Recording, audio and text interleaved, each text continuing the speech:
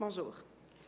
Nous sommes le plus grand regroupement de candidates et de candidats non élus de tous les partis politiques, partageant l'objectif de servir le bien commun. Réunis aujourd'hui afin de livrer, au nouveau gouvernement du Québec, un message important. Au nom des citoyennes et des citoyens du Québec et des générations à venir.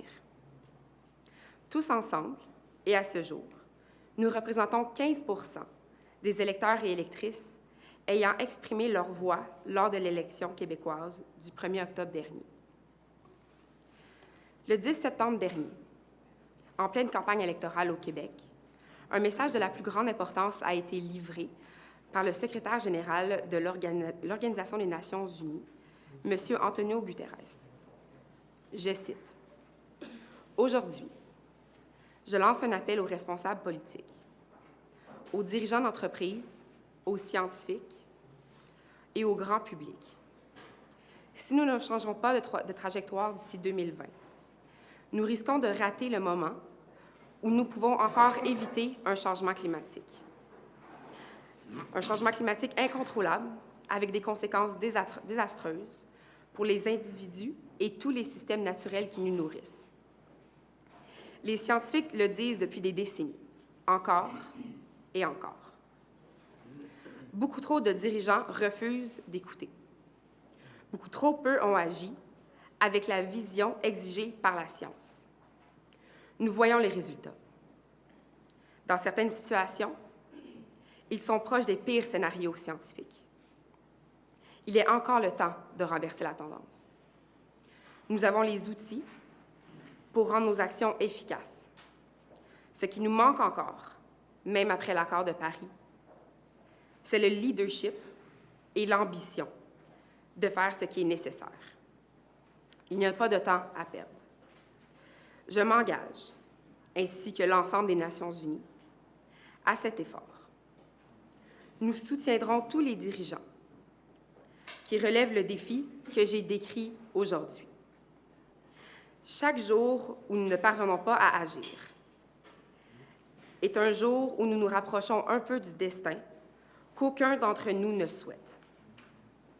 Un destin qui résonnera à travers les générations, dans les dommages causés à l'humanité et à la vie sur la Terre.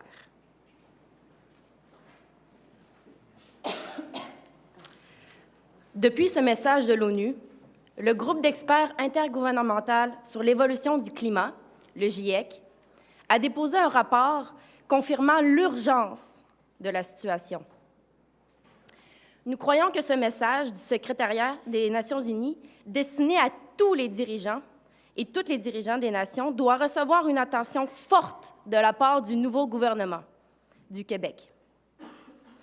Nous jugeons donc essentiel de rappeler au gouvernement nouvellement élu que le Québec est riche en ressources renouvelables et dispose de l'expertise nécessaire pour être un des meneurs mondiaux de la transition qui s'impose. Nous jugeons que notre bien-être et notre prospérité dépendent des biens et services que l'écosystème terrestre nous procure jour après jour. L'air, l'eau, la nourriture et la très grande majorité des matières premières servant à satisfaire nos besoins et notre confort. Aucun scénario où le Québec attendrait les autres États n'est préférable à celui où il prendra lui-même l'initiative de relever ce défi et en exploitera les opportunités. L'inaction, dans le contexte actuel, causera la destruction irréversible de notre écosystème planétaire à un rythme sans précédent.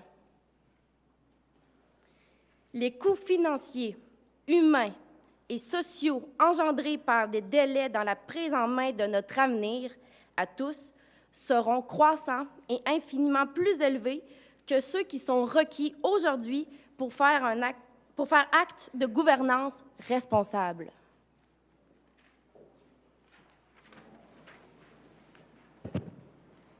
Conséquemment,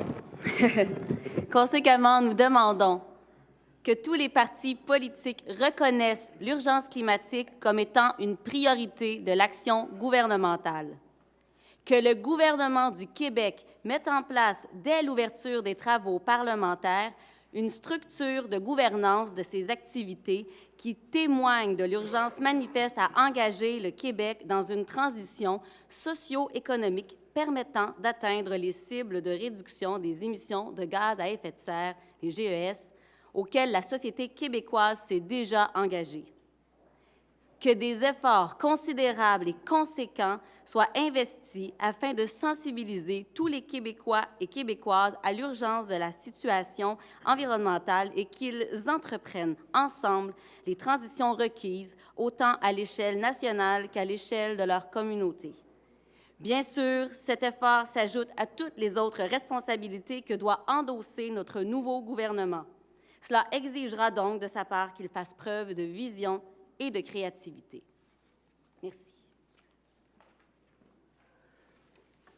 Pour l'épauler dans ce défi, nous proposons d'abord que le gouvernement convoque, dès la première session parlementaire, des États généraux sur l'urgence climatique. La transition nécessite un effort concerté et sur tous les fronts, de façon simultanée. Des États généraux sont donc nécessaires pour assurer une cohésion entre le gouvernement, les différents secteurs clés de l'économie, la société civile et la population québécoise.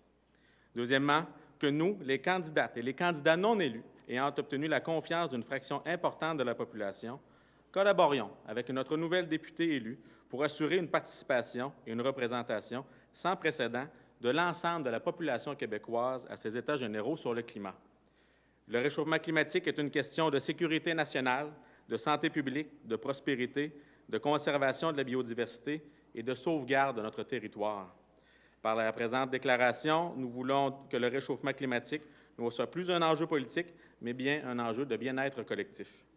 Nous réclamons que, dès la rentrée parlementaire, tous les partis présents à l'Assemblée nationale du Québec répondent à notre appel et lancent, ensemble, une démarche transpartisane pour préserver notre avenir et celle des générations futures.